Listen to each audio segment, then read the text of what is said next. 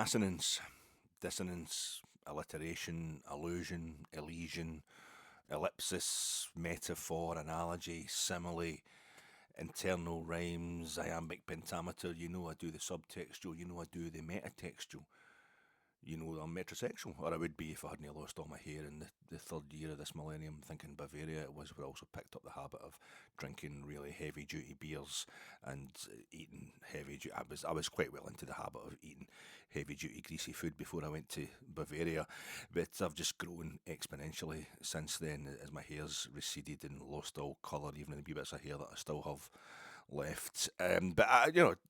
You also know that you're watching right now the podcasting equivalent of Hemingway's iceberg method of literature, where there's plenty to get your teeth into above the surface, but there's much more going on beneath the surface.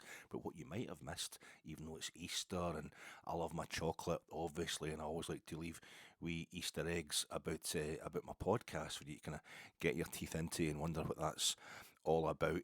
You've missed perhaps the biggest Easter egg of all that's been here since day one in this podcast.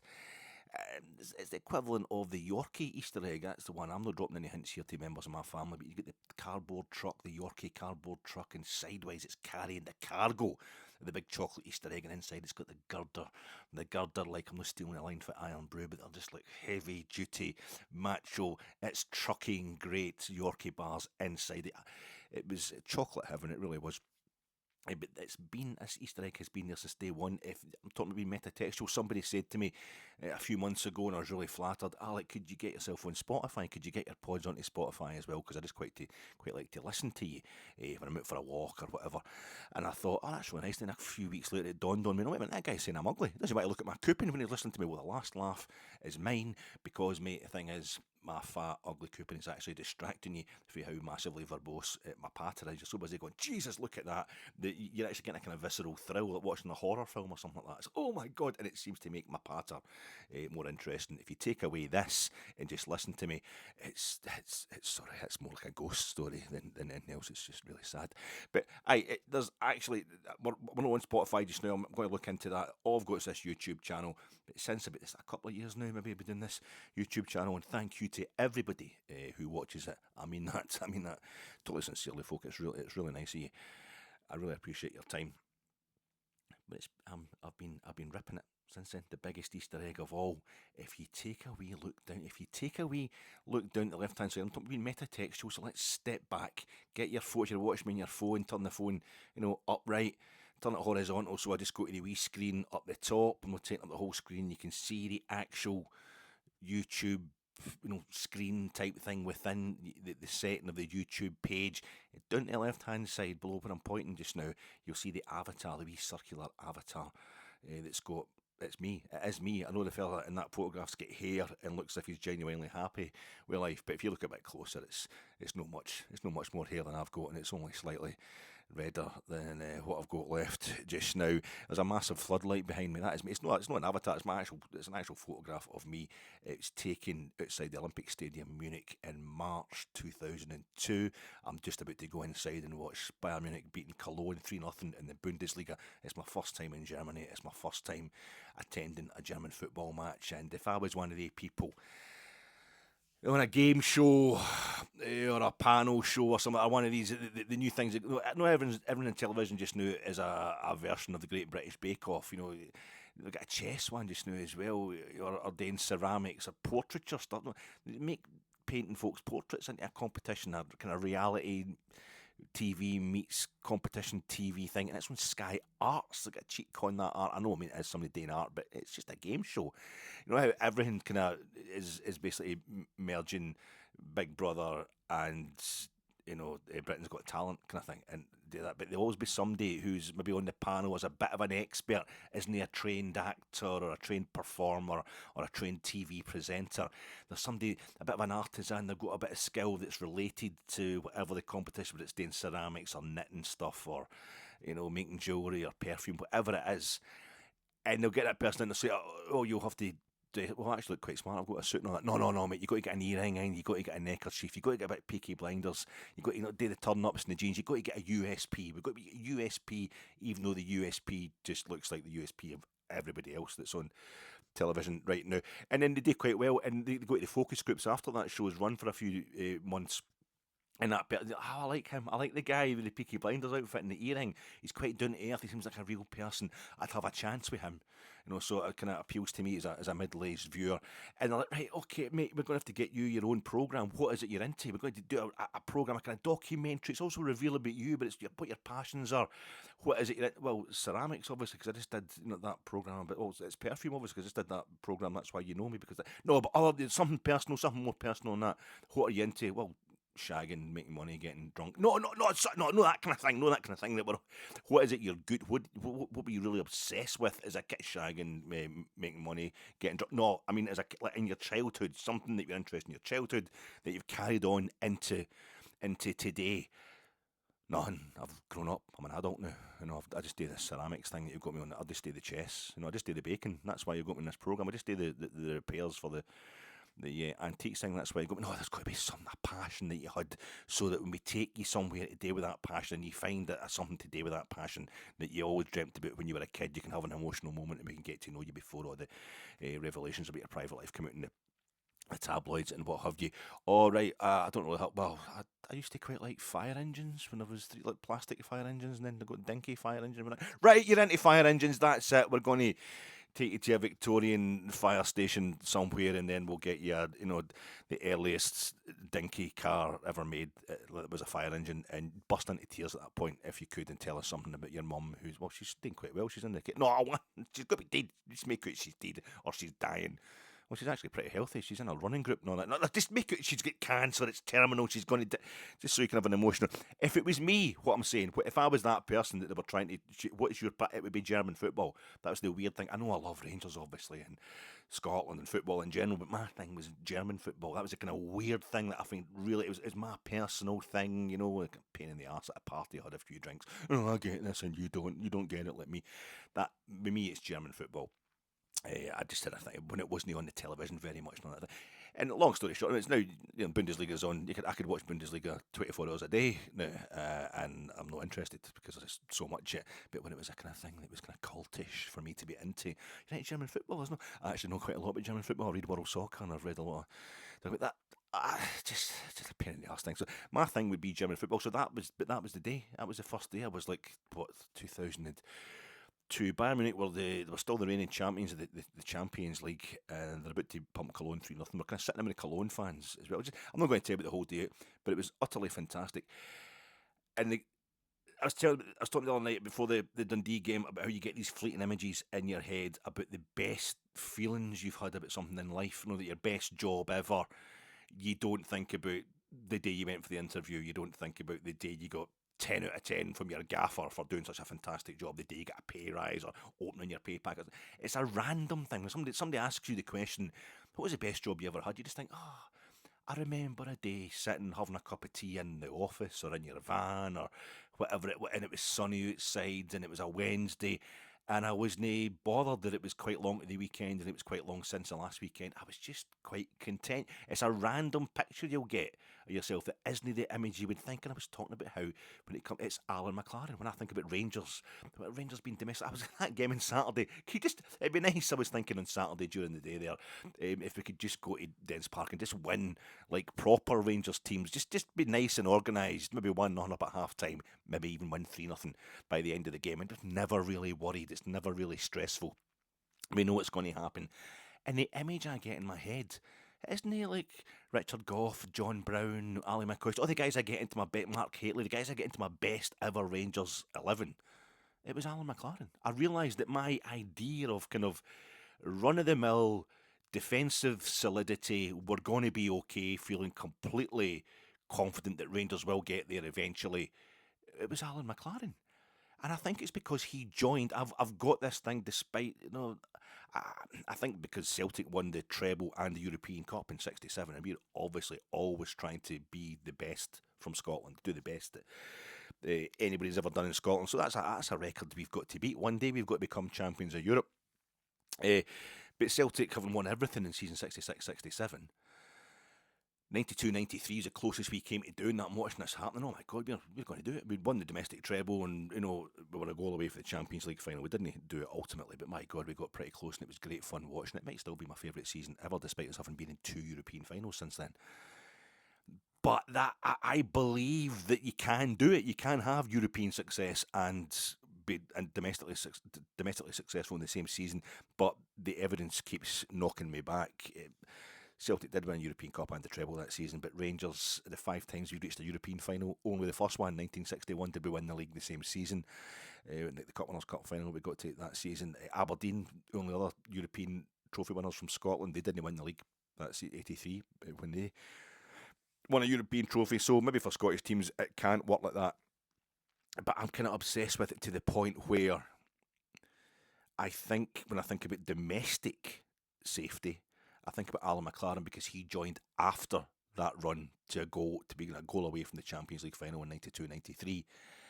And he came in when we had to concentrate 9 in a row. It's gone too far. We've won too many leagues in a row now. We have to just see out 9 in a row. And 94, 95, 96, 97, the next kind of 4 seasons, he's captain the night we win 9 in a row at Tannadice, and the night we secure it. And he's not the worst defender we've ever had. He's not the best defender we've ever had by any means in either sense. And his career got cut short. I think we were terrible in Europe those seasons. We didn't have great seasons at all. We got a bit embarrassing for us. Dick Advocat came in and gave us a bit of respectability, a bit of stability in Europe without doing anything spectacular. But we've been getting horsed in the group stages, the Champions League, etc. since then. So I don't know if it's because it was almost like we will just make sure we win the league every season and we got it done. And Alan McLaren epitomises that. It's also a kind of weakest link type scenario where it was by no means was he the weakest link in even that team, but it's like Alan McLaren isn't anywhere near being a star player. But what a level he brings. That Richard Goff's injured, for example. Alan McLaren can cover.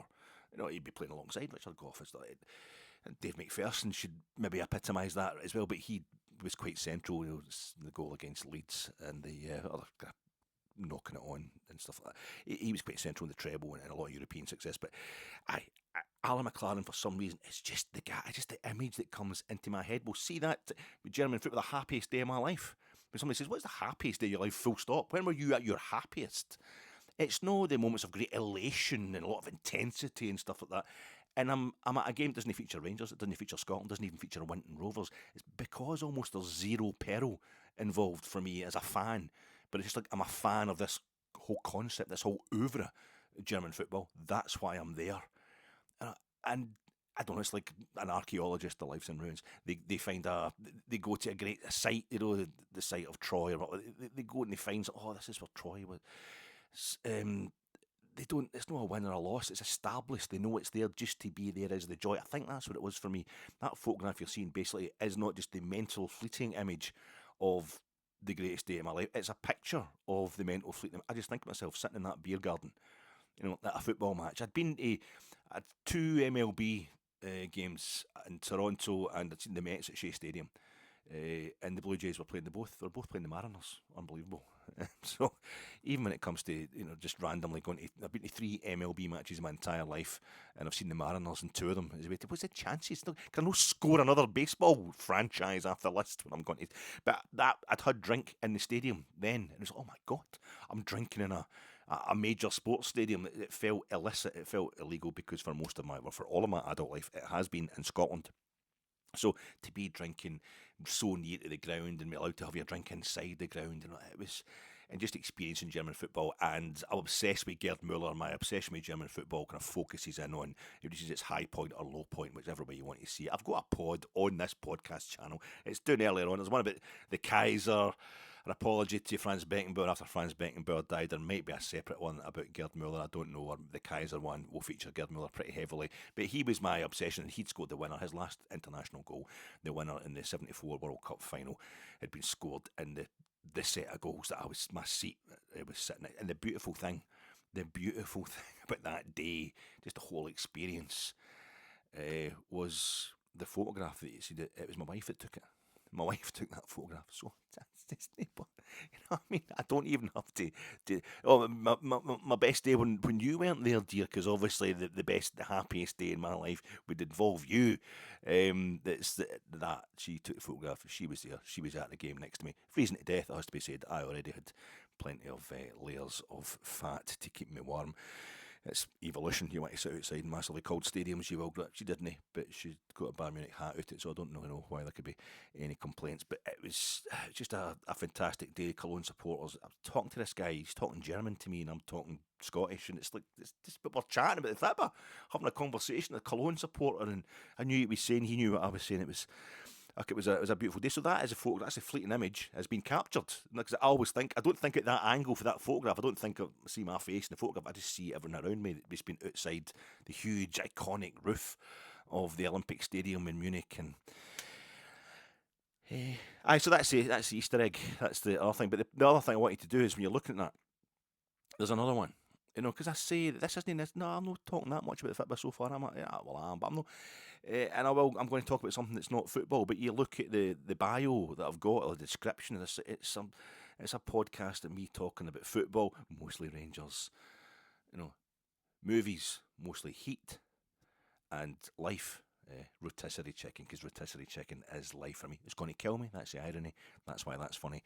But if you look at the photograph across the top, the banner photograph you've got on your YouTube channel, if you've got a YouTube channel, you've got the banner, it looks lazy. It looks like it's in keeping with just the general. Look at this, Alec. We're 15 minutes into this podcast and you haven't really spoke about Rangers. You haven't really narrowed it down to Hibs at Ibrox this Saturday. You haven't even narrowed it down to we've got a European quarter-final coming up. You haven't said that you're going to comment on what happened at Dens, no tidy up, or the kind of detritus that Desser's run of celebration took him through almost. You're not going to just tidy up what happened because it was so incident-packed. There should be a few things still to say about that. You don't even mention that.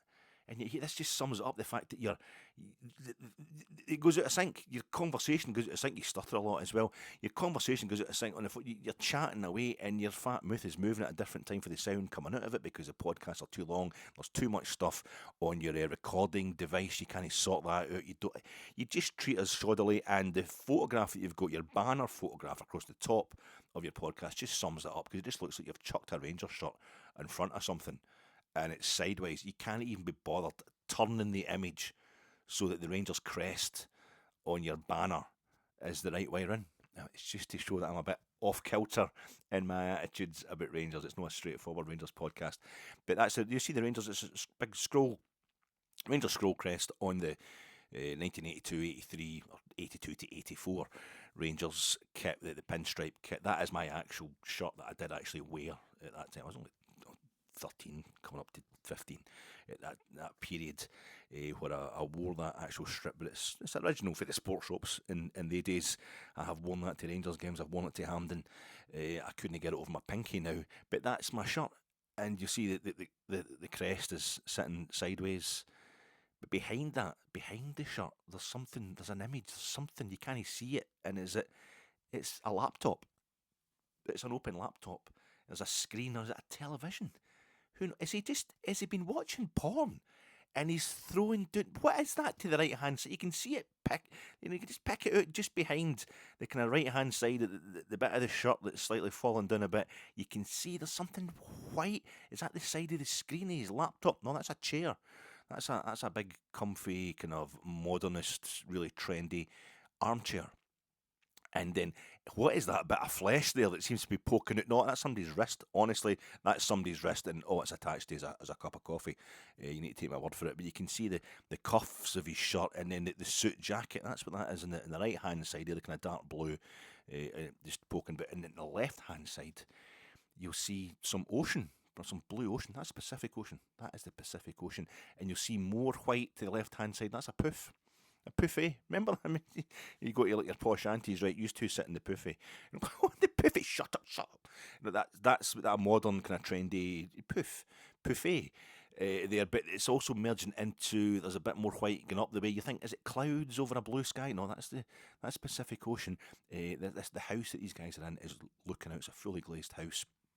It's a kind of Mies van der Rohe style. The house is very heavily glazed, and it's looking over the Pacific Ocean. But that's a white t-shirt. It's a guy's back, and if you look over to the kind of middle, almost of the image that I've got my shirt, the RFC, the skull crest, and that you can see the wee bit is falling down just right at the middle of the top of the image, and there's a kind of white thing in there. That's a coffee mug. That's the guy with the white t-shirt that's sitting on the white buffet. He's got a coffee mug in his hand, and that's Val Kilmer. That's Val Kilmer.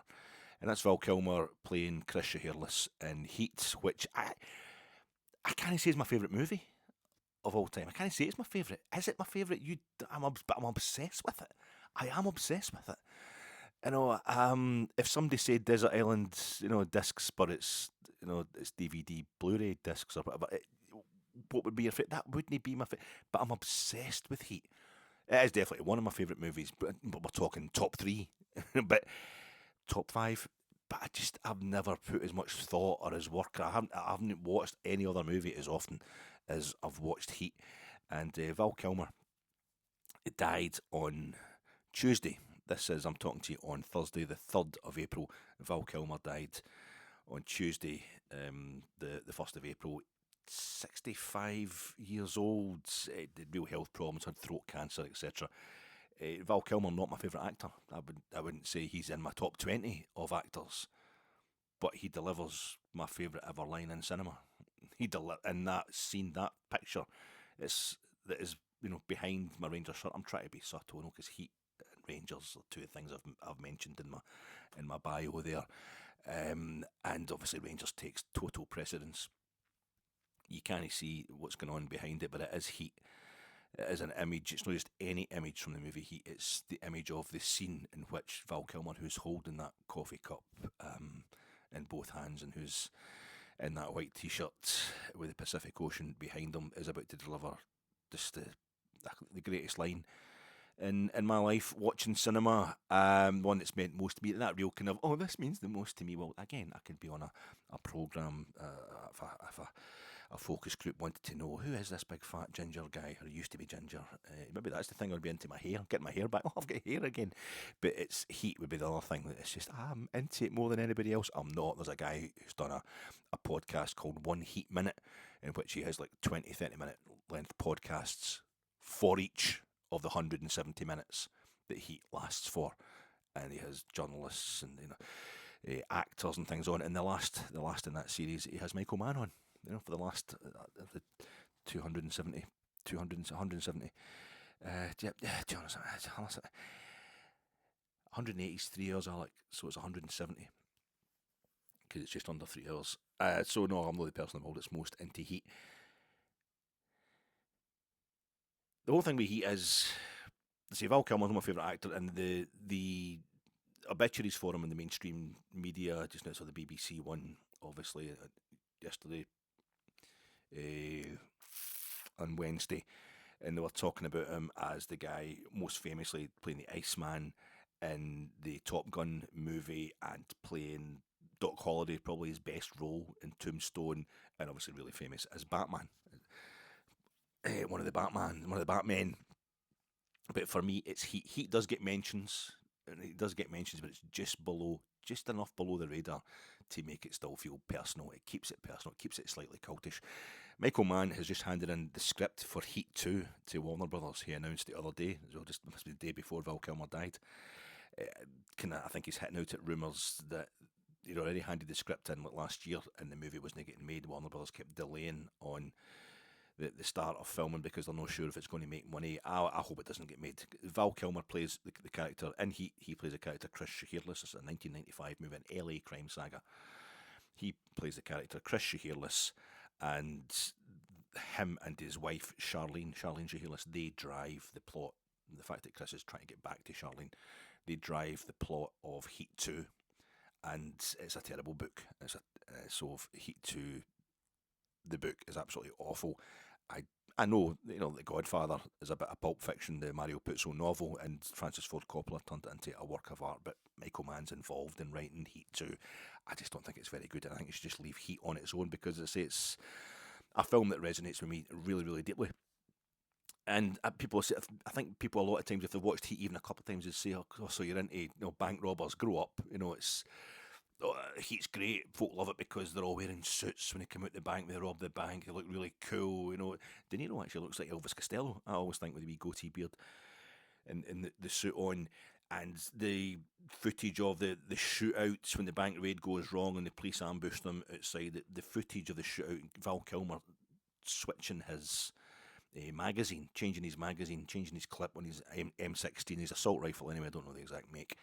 That's used in the training, and US military, the armed forces use it in their training to show how you should return fire when you're retreating and how you should change your magazine. It's because they were both trained, De Niro and Pacino, by Andy McNabb of SAS fame, and how to use it. So the whole film would be realistic. It's 6 months pre-production for Heat. That's why it resonates, because it goes deep.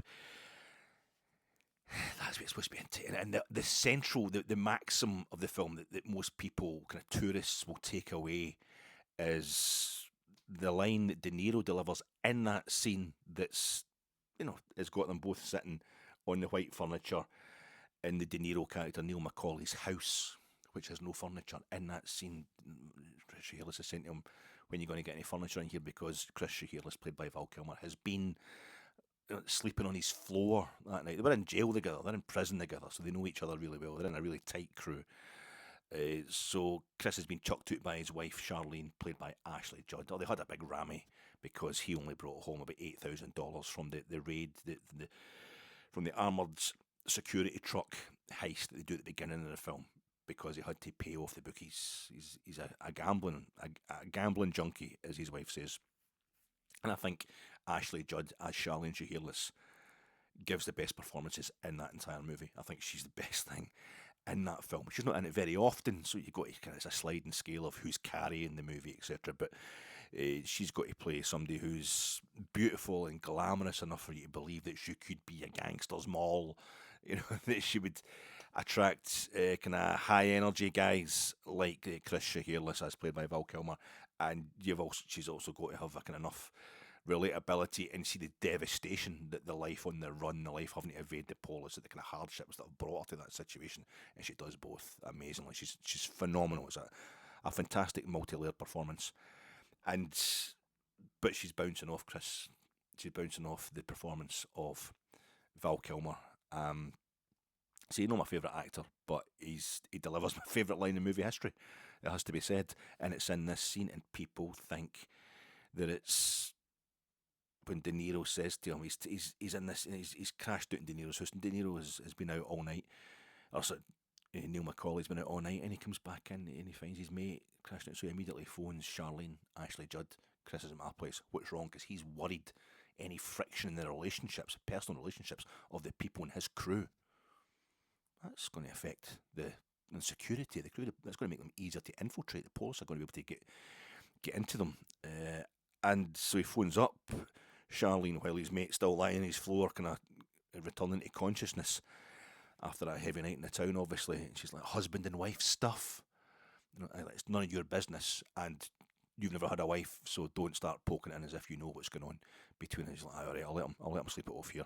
So he gets the coffee on straight away, and Chris gets up and he's like, when are you going to get some furniture in here? Because he's been forced to sleep on a hardwood floor. And De Niro, playing Neil McCauley, says, when I get around to it. And like, when are you going to get an old lady? When I get around to it.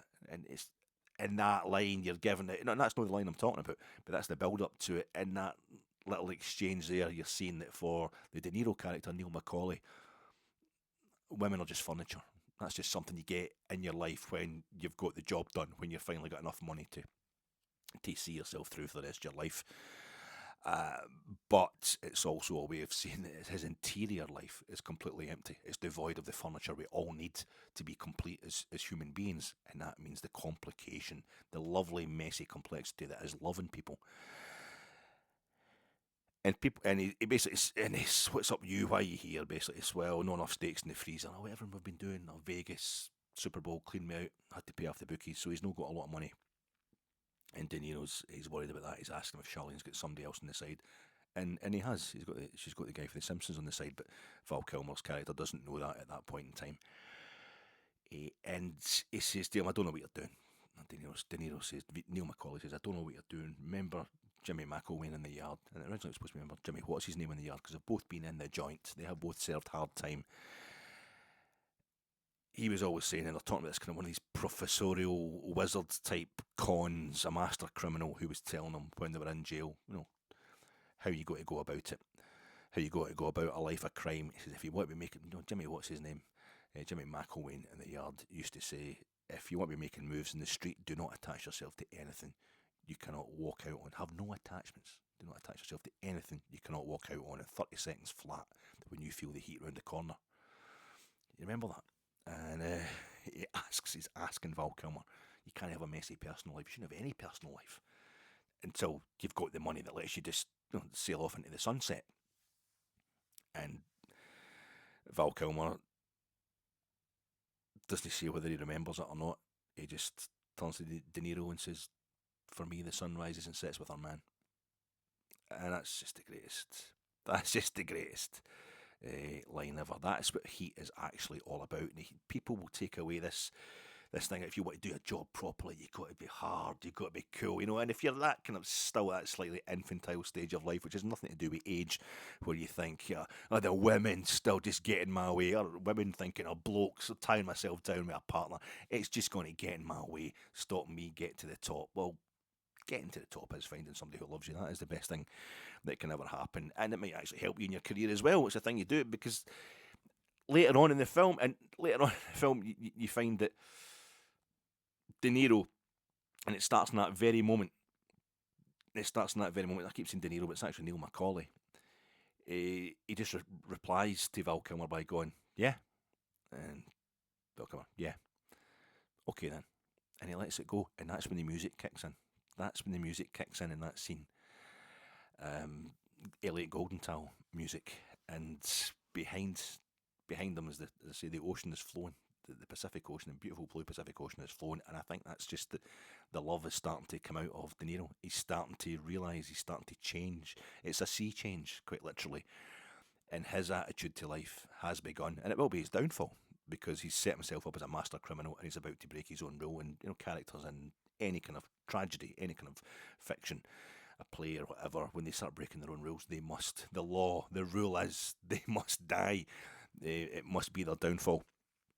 But I think he has just come back himself from a night he's come back from a meeting with a crook, obviously, but before that he spent the night with Edie, Amy Brenneman, who he met the night before, and he's worried it's just a one-night stand, and she is as well, because they both felt something really deep. In De Niro's character, Neil McCauley, he's out of habit, he's reciting his rule about life. You've got to keep yourself away from attachments, man. The police are chasing us all the time. You've got to be ready just to rock, just to get the hell out of there. And he knows himself, he's starting to feel stuff for somebody. He's starting to feel stuff for a lady, no doubt.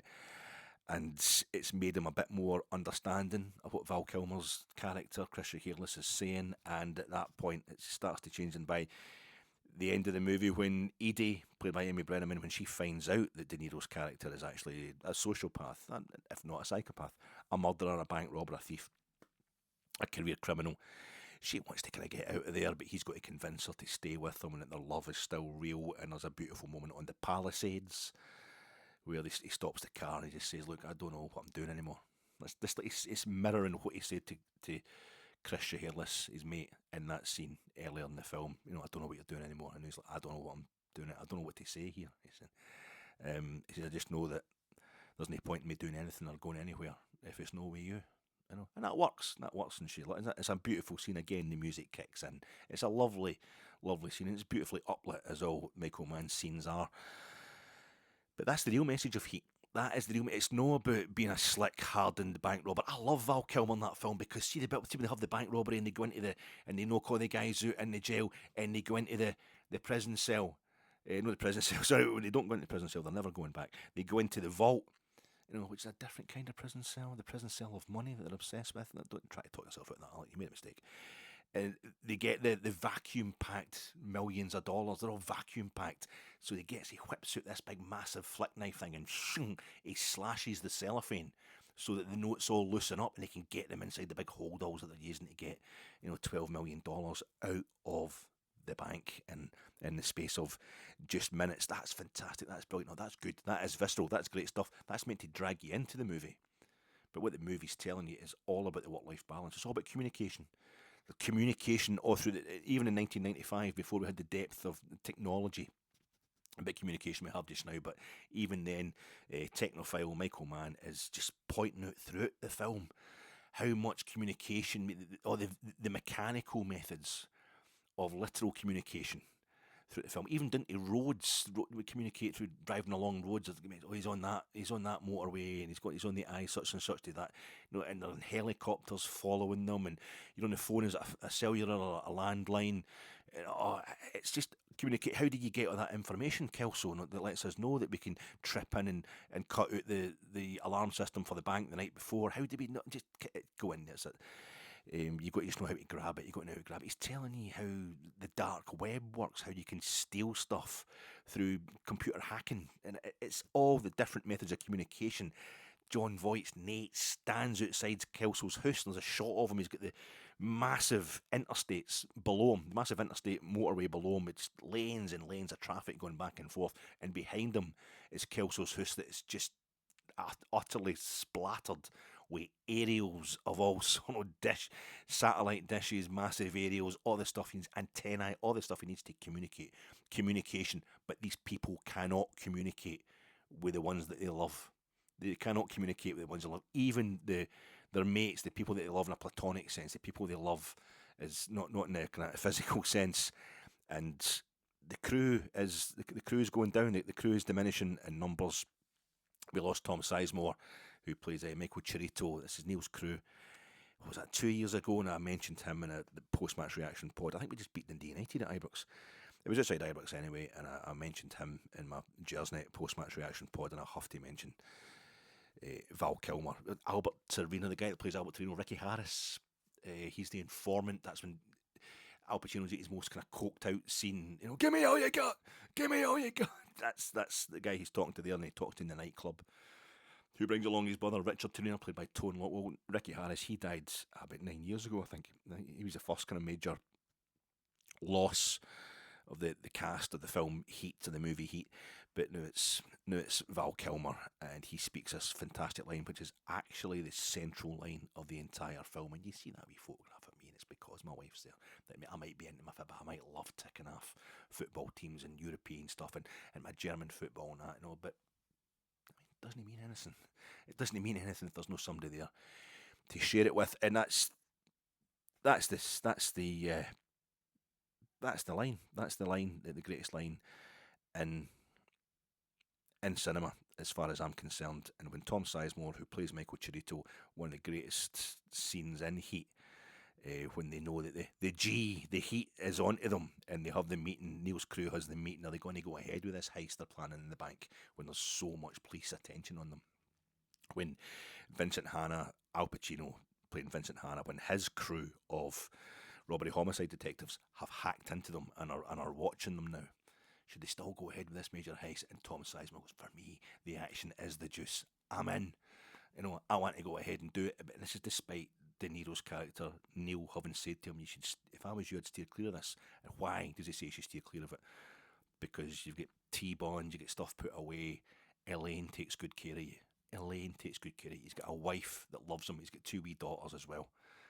And Michael Chirito dies in the shootout, he picks up a wee lassie to use as a human shield, the same age as his own daughters. And Al Pacino, who blew away Frankie Arnold in Chicago, and he was a fucking maniac, he just shoots him through the head while he's doing that to save the wee lassie. So it's actually a film all about love, and the communication is there just to shows that you need to communicate with the people you love. That's the most important thing. They have the famous coffee shop meeting between De Niro and Pacino's characters, or De Niro and Pacino on screen against each other, acting off each other for the first time in movie history. The exchange they have, De Niro repeats his mantra, or Neil McCauley repeats his mantra, and it's Al Pacino's character says, "What are you, a monk?" That sounds pretty vacant. The idea of just stepping out on anybody after 36, you can't get yourself attached to anybody. after 30 seconds because he's on the downslope of his third marriage. But Al Pacino's character is at least trying. He believes in love. He keeps marrying women because he needs somebody in his life. He gets that. It makes him a rounded human being. And De Niro's character thinks, well, having to be with somebody is the reason you'll never catch me. But when De Niro does find somebody that he loves, he does get caught and he has to die. But the main thing is he found love, and that is the most important thing. 40 minutes. I'm trying to keep these pods short. I wanted to talk about Val Kilmer. I'm going to do a second pod. I'm going to post this and I'll do a follow-up pod. That's what we'll do. I'll keep threatening to do this, but it's the only way to do this now.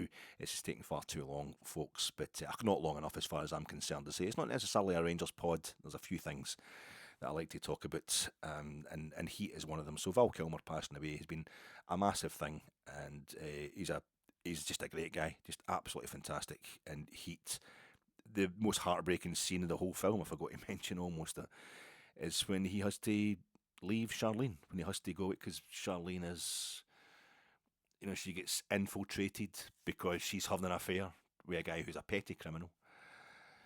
Because their life isn't the best, their life's a bit roller coaster. Because Val Kilmer's character is, well, he's just a guy who's been in jail his whole life. All you are is a child grown old. All you are is a child grown old. We're not making real forward progress like adults. It's fantastic vibe between them, despite Michael Mann's complete inability to write lines. For women, we have Diane Venora playing Justine, who's the Al Pacino character's wife. I get 3 dead bodies in a sidewalk off Venice Boulevard, Justine. I'm sorry if the goddamn chicken got overcooked. That's good. That's a good line. But she's just said to him, every time I try to maintain a consistent mood between us, you withdraw. Women don't speak. People don't speak like that. I'm not saying that Heat's a perfect film. Just like Rangers, they're not perfect. But it's about the love. It's about what you feel. If there's enough there to be getting on with, to be getting your teeth into. Heat's exactly the same. But that's his tension at home, the Al Pacino character, and it comes down to Ashley Judd and Val Kilmer. When Val Kilmer's character, Chris, he gets wounded in the shootout when they're escaping the bank. He gets patched up by Dr. Bob, and then he goes to get Charlene, who's at this location, but she's set him up. The police have made her set him up. They're all sitting there. The police, the robbery homicide squad, are in the flat, the apartment that they've put her in, and she goes out on the veranda as Chris pulls up, and she's supposed to go, come on in, it's me, it's your wife, and the police will pounce on him then. Because of the child, they have the child, Dominic, who starts the whole bank scene with putting the 2 sticker bricks together. You should watch that. But that's what they're using. That's what the police are using against her to make her set up her husband. Dominic will end up going to Gladiator Academy, and he'll end up going into the system and becoming the same guy. You need to split up with Chris. Basically, you need to dog him in. And she isn't having it at all. And so she's going to do it, but then Chris appears and he looks up at her at the balcony, and she just goes, she's a croupier. That's part of her backstory. She's a croupier in Las Vegas, amongst her many previous jobs. And she's just got her hand on the veranda. She just gives it the old game over. No, that's it. The hand has been dealt. It's all over. And he knows he's got to bolt. He knows the police are in there. And it's simultaneously, he's got to act. He's got to act like nothing's happened, like he's just been checking out a random blonde bird, on a veranda because he's a bit of a player. And he goes and he just makes out he's stopped the car and get out the car because he wanted to find out for somebody where he could get something to eat. And he just goes talks to a guy who happens to be standing about, and she makes out she's then got to make out, I don't know who that guy is. It's just some guy. That's not him, because he's got his hair cut. He's cut the blonde locks. It has Val Kilmer, and it's utterly devastating. And there's De Niro driving through the tunnel when he can't stop thinking, I've got to go and get Waingro. He's home free. He's got to go and get the plane. It's going to take him and Edie to New Zealand, but he just can't stop thinking about how he needs to kill Waingro. And I approve. That it might be end up what's killed you, but in the end of the film, but by the end of the film, we approve. It's the greatest revenge scene ever. That's phenomenal face acting. That's really memorable face acting. Nothing said. It's just you can see him going through the mental torture. Well, what Ashley Judd does in that scene is doubly 100 times better than De Niro manages in this film. The way she goes from kind of hardened gangsters mall, femme fatale, hardened gangsters mall, to crumbling inside like a wee girl. It's amazing. And her husband has got to do the same. The love of her life has got to do the same. Val Kilmer's away, just kind of chatting casually to the police who pull him over. No, he's got a fake ID and all that, and he gets away. And he's got to drive away thinking, well, I've got away with it. I'm not going to go to jail, but I lost the love of my life. The two of them are heartbroken, and they've got to act as if nothing has happened. It's phenomenal. It's a tremendous film, Heat, and Val Kilmer is right at the middle of that. I'll throw in one football thing, will I? I should throw in one thing about the weekend. We'll make it we'll get the bad stuff out the way. Really sad, Val Kilmer. We'll talk about the Ramadan Ding Dong. I was watching the game at Dens Park, obviously, and it was an intense game. Rangers are getting beat, and there's this stoppage, and they tell us on Sky. I knew nothing about it. It's a stop for Ramadan, a stop for the Muslim players. It's time for them to break the fast because the game's getting played during Ramadan. And we have got a few Muslim players. A beautiful film, 7 minutes. It was on Rangers TV this week, explaining what it's all about. Issam Sharai, who's not born in Belgium, but of Moroccan ancestry. It's I think a Moroccan nationality, a Moroccan passport or whatever, but obviously he's worked with the Moroccan under 23s or that kind of level Moroccan youth sides, as well as working as an assistant all through Belgian football and French football. But he was talking away to the Rangers TV host about, it's what it means. And of course, below that, when that gets lit, Rangers wishing everybody Eid Mubarak, I think as you say, is at the end of Ramadan. And Rangers putting out a message saying, to all who practice, this is have a great time. It's your feast day, your festival. And also having the iftar at Ibrox. There's just so many horrific. We discussed this in a previous pod. Just Rangers fans, or so-called Rangers fans, whatever, just saying this is woke nonsense. It's not woke. It's people's lives. This is what people are. It's like telling us not to have Easter, not to have Christmas, and the kind of person who sees other religions, Islam, as a huge threat, is usually the first person to feel threatened about their own religious festivals, even if they're probably like me. I was never baptised into the Church of Scotland. I certainly wasn't going to be Catholic either. I went to a non-denominational school, a Protestant school, if you like, but I never actually get baptised into either religion. Mum and Dad had so much hassle from all that shit from both sides that they weren't bothered. But they weren't going to put their kids through the same thing. It's quite a thing.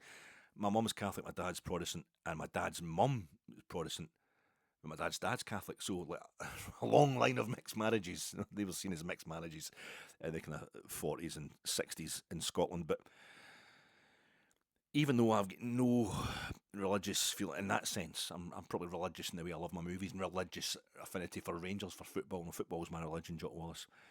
But I'm not into the idea of God or anything like that. Although I can see why people are. It's very tempting.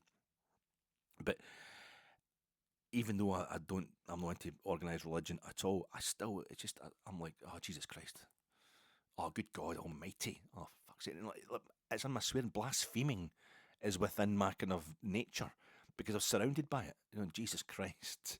I'm not into, Hail Mary, Mother of God. And I don't go too far. But you get that kind of, oh God, oh Jesus Christ. In various instances, it's so if Ramadan just isn't a choice for a lot of people in the same way that Christmas and Easter and all that. It's just supernatural. No, supernatural. I don't mean the supernatural God and all that. It's just very, very natural for those of us who are raised in a Christian land, if you like it, where Christianity is the dominant religion. I just don't get the outrage about this at all. Now, I don't know what happened. That's the thing. I don't even know. It's been a horrible thing. It's one of those things that I've seen most of it through social media, which is never the best way to gauge the temperature. But it's also it's a worry because the reaction on X, which is formerly Twitter, well, that's the kind of shit that's getting the likes of Elon Musk and Donald Trump, who are complete cretins, just like murderously negligent scum. They're running America, running the United States, and now running the global economy into the ground.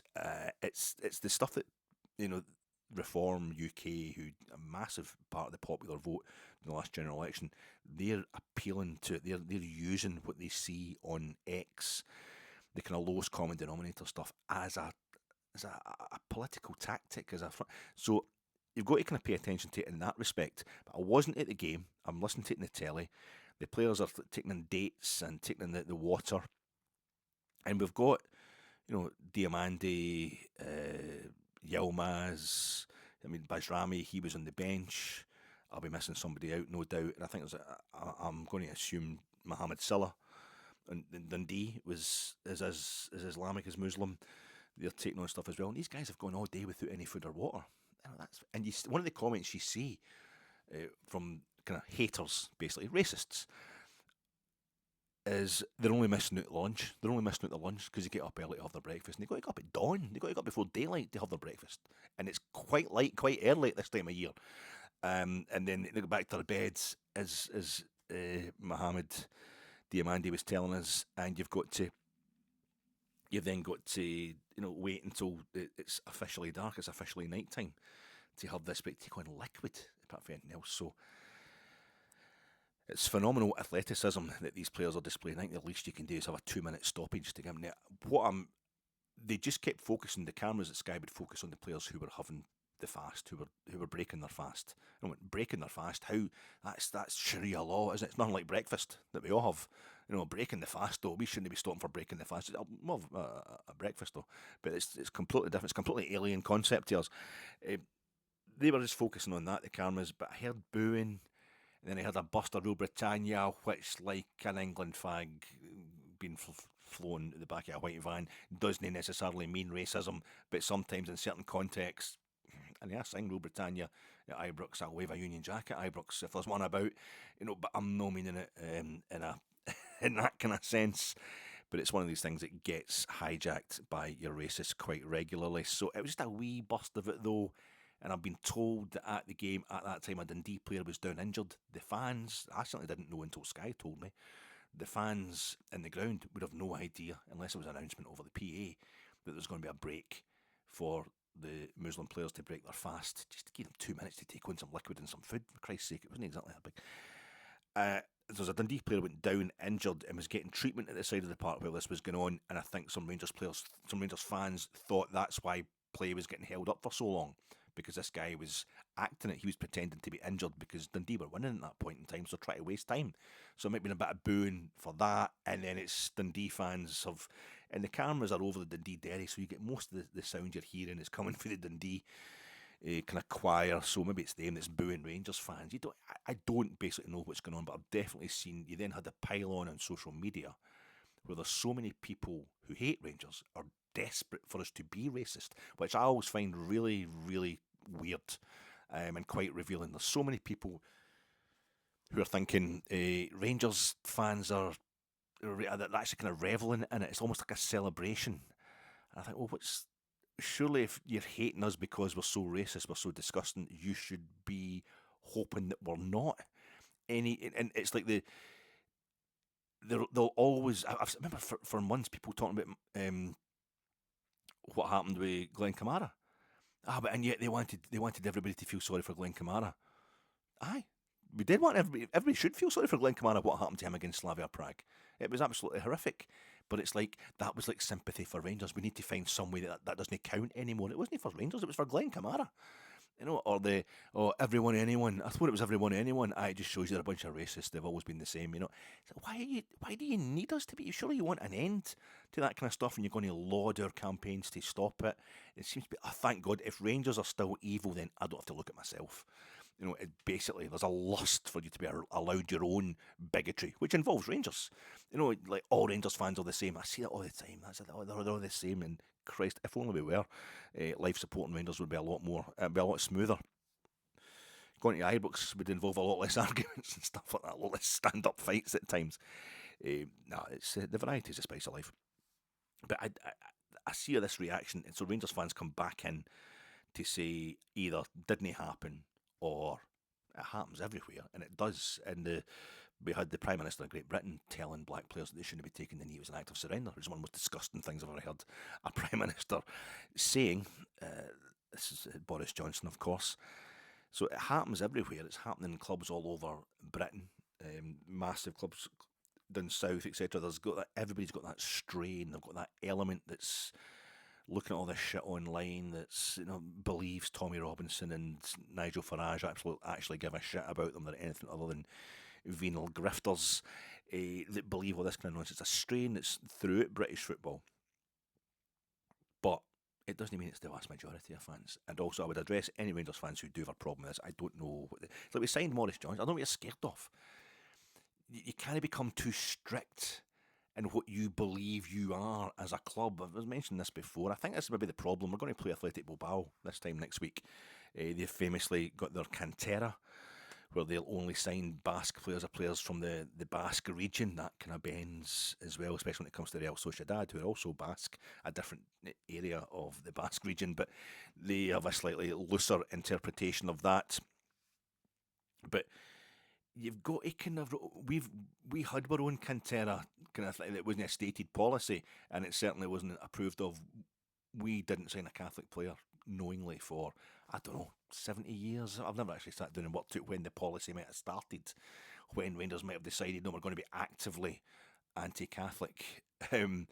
But it certainly went on until the signing of Maurice Johnson, and I didn't notice Celtic having to slash the capacity because it lost 30,000 supporters to Rangers, in 1989, and we've been signing Catholic players ever since. And it's like Neil McCann, absolute legend, scored my favourite ever goal domestically for Rangers. Neil McCann, just genuinely a great guy. We don't care. We generally don't care, and that was the main thing. And I remember there was one when we signed Maurice Johnson. Was that one guy burning his season ticket inside the main stand, and crowds went up. Crowds just generally went up, and the song sheet didn't change. Maurice Johnson ended up singing some of the dodgy songs that we've got at Ibrox. So I don't know why anybody's terrified that we've had an iftar at Ibrox. It's a way of just showing that we're moving with the times. Everybody's, as I was saying before, everybody's hairstyles, clothes, the music they listen to, they're quite happy for all that to change. But they go to Ibrox and they want it to be stuck in, I don't know, what, the 1930s? And even then it was, I don't know, was it what we think it was then? It's that whole thing of Make America Great Again works because you don't have to investigate what it was, when was it that America was great. Fascists always just have an idea that things were better in the past because it's a human instinct. Normally you were better or you weren't around, and you just get, it's nicer to look at things in a package. Look at all the fantastic crowds in the 1930s. People with their bonnets on or their suits on, just all packed in like sardines. The love of football, that's the time of the razor gangs, and folk are pissing all over the place and stuff like that. It's horrific. Poverty. They don't have a bog in their house. They don't have a toilet in their house. It's just this thing of, look at the past. Everything's great. Rangers were something that we're not anymore. It's just people who can't stand life being complicated. They can't stand life being a bit complex. They can't stand life, a country being made up of various different types of people, different religions, different ethnicities, and this whole thing of, what about Sharia law? What about the grooming gangs? It's like, what about Harold Shipman? What about Peter Sutcliffe? What about Fred and Rosemary West? Are they represented? Jimmy Savile? Are they represented as a Christianity? Are they? What about Jerry Adams? What about all the? No, that doesn't represent you, does it? So why should all that shit be seen as being the representation of Islam? It just proves that every culture, every community, every religion has got its fucking wankers within it. The same as, that's the one thing that actually unifies us as much as anything else. That every religion, every culture has got scumbags in it. I feel as if what Rangers should be is just moving with the times and respectful. We're a club of decency. That's what I want us to be. We haven't always been. But in this day and age, we should be. You do not want to become a cult. You don't want to become susceptible to this divisive politics, which is you need to get to the lowest common denominator and start fights about it with anybody who isn't. That's what's led to Britain being out of the European Union. The false arguments about us losing our sovereignty. We'd never lost any sovereignty. They could veto anything. We didn't have to impose any EU laws if we didn't want to. There'd be penalties to pay for that, but that's how grown-ups trade.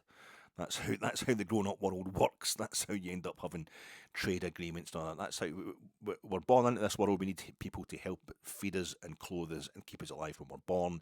And as we get old and frail, we need people to keep us safe and to give us a bit of dignity in the last years of our life and our death. We always need help. We always need to be able to get on with others for our entire life. And for Rangers to try and say that we want everyone to be a white heterosexual Protestant, and it always has been, it always will be, is a lie. It never was, and it's a guaranteed way to ruin the club. I see a lot of Rangers supporters talking about the club. The club are doing this to us. The club are imposing. Is it corporate wokeism? That's another meme for your nutcases. Corporate wokeism. You've got to be. You're not making any money these days if you're no woke. What about just being woke because it's the decent thing to be, being alert to other folks' feelings, so you can protect your own as well. So you've then got a right to stand up for when you feel you're being stepped on. We are not being stepped on by flying the pride flag, by having an iftar. And they're not going to have the pride flag up there at the same time as they're having the iftar because there's tensions in the Muslim community with that. Yeah, well, we'll let them sort that out. That's up to them. We're just showing that we are willing to get into the conversation. And I'm absolutely disgusted with anybody who had a problem with the Rangers fans, with the Rangers players being involved in Ramadan, basically, for them being Muslim. I don't think the vast majority of that game, I don't think they were booing the breaking of the fast, but I've seen enough reaction online from certain Rangers supporters to realise that it is a bit of a problem, but hopefully it's going to go away. I know it's certainly not how the vast majority feel, but if you get too cultish, this whole thing of saying the club is separate, the club's doing this to us, there comes a point where, are you not the club? As supporters, are we not the club? Is the club and us not the same thing? That was certainly the tagline when we thought we were getting liquidated, and that meant we thought liquidation in 2012 meant the club had died. No, the fans of the club. The fans of the club. That's major figures in Rangers fandom, major fan representatives of Rangers say, no, the club is the fans.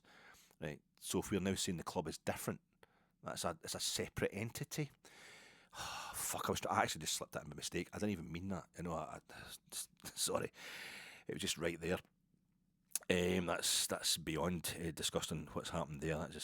That's a mistake. But if we're going to see the club as separate from ourselves, if you see the club as separate from you, you should go and form another club. That's basically what it is. There comes a point. I've said this before in respect of the way our players are berated, the way the manager's slagged when things aren't going well on the park. It gets to the point where you wonder what people are actually supporting when it comes to watching Rangers. It's probably the same with all other clubs as well. I'm just obviously obsessed with Rangers. But you don't want to become a cult because, well, you know what happens at cults. You need to be outward going. You need to be able to bend in the wind. You need to be able to kind of keep a flow going. It's a balance. You don't want to look too hard at what you are. And this is a problem. One of the things that wokeism with people who attack the wokes, one of their things is, your pronouns. Oh God, they've got pronouns. They're specifying their pronouns. But yet, it's so many Rangers fans right now who've got a problem with pride, who've got a problem with Islam, and Rangers haven't been in any way respectful towards it. Seems to be we are become extremists, within the pride and within the Muslim community, somehow within LGBTQ plus community and the Islam community. If we are in any way welcoming to them, just trying to say, sorry, you're not going to get a hard time if you come here. Sharia law, you're backing Sharia law. You're one of the trans guys that actually isn't a trans. He just uses a cover. He just jumped in a loophole to cover up his own horrific crimes against women so that it wouldn't go to a man's prison. I think that happened like 2 or 3 times, and it's just become the only response to anything to do with LGBTQ plus being mentioned. It's not. It's almost like we are looking at our own pronouns. What are Rangers? What's our identity? What can we identify as? It's always a penguin, isn't it? Well, it's a penguin or a cat. You can identify as anything these days. You just got to be who you think you are. And that's absolutely fine. And I feel as if there's too many Rangers fans getting involved in this kind of, we are white, Protestant, working class, and we hate Catholics, we hate Muslims, we hate everything that isn't us.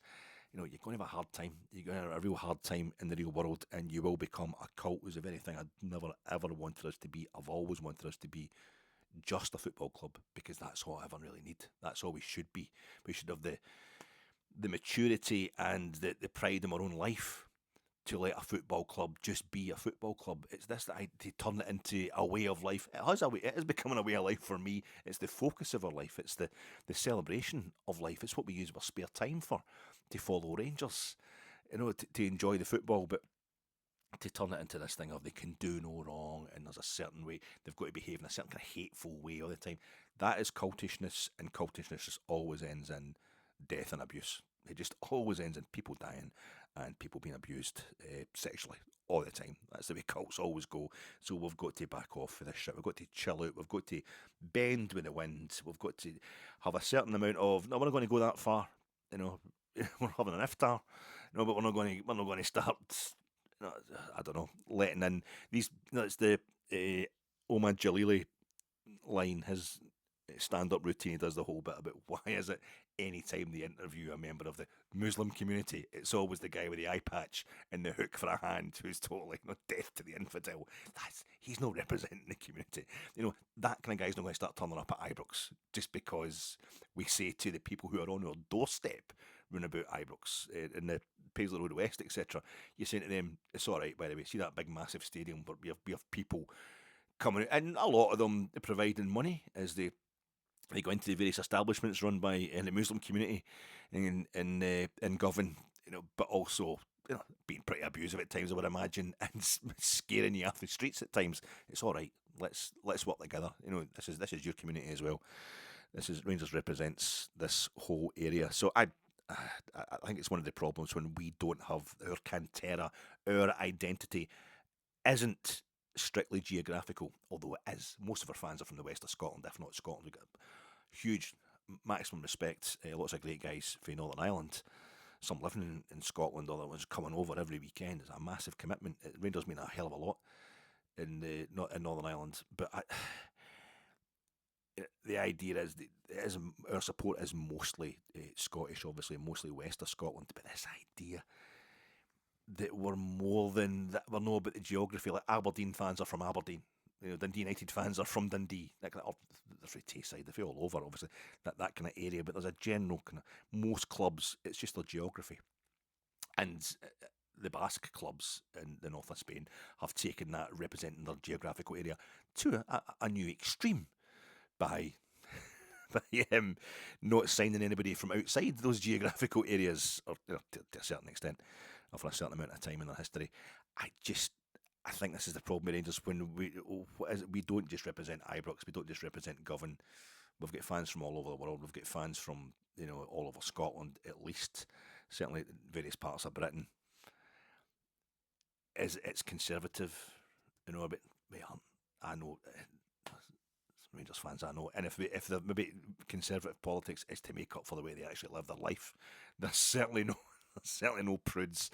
There's certainly no just going home to sit with the wife and the two kids in the dug and read out the Bible and vote Conservative. It's folk just want to sing songs and go mental and let everybody else. The football is a social pressure valve, and it comes out in a certain. Everybody just wants to know what's the song sheet, who are we hating, so we can get more Rangers on, and that does happen. Lots of people who will sing songs of hating Catholics who are married to Catholics and whose mum's Catholic and stuff like that, and end up. It's just you're getting out of your system at Ibrox.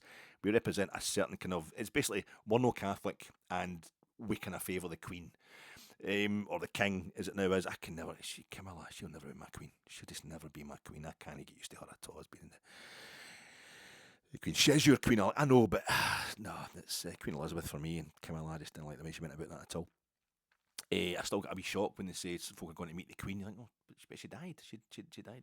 When we played Napoli, we were saying God Save the King. What's that all about? I think there's just a certain kind of. It's a thing going on in society right now where everyone's got to be super literal, and a lot of bad actors out there, venal characters who take every argument to the breaking point, to the point where the branch of the tree will snap. Don't. Just go. Bend back and forth in the wind and just maintain your basic integrity. There are times where what people will call wokeism, what they deride as wokeism, it used to be political correctness gone mad. There are times where that shit has to be checked. Architecture, the whole the urban planners did more damage to Glasgow than the Luftwaffe. That was bad, and they had all the best ideas. No, it was all for the best of reasons.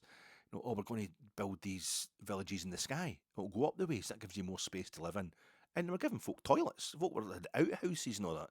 There was shared toilets and horrifically diseased, kind of run down tenements all over Glasgow. But it went too far, and they got it wrong, and they made it a cold, hard place to live in. Really isolating people by putting them miles up in the sky with lifts that broke down, and sometimes a bit of crime and all that within the high-rise buildings. Just last week, the 3 of the 4 big blocks of flats at Wynford were blown up just along the road for me.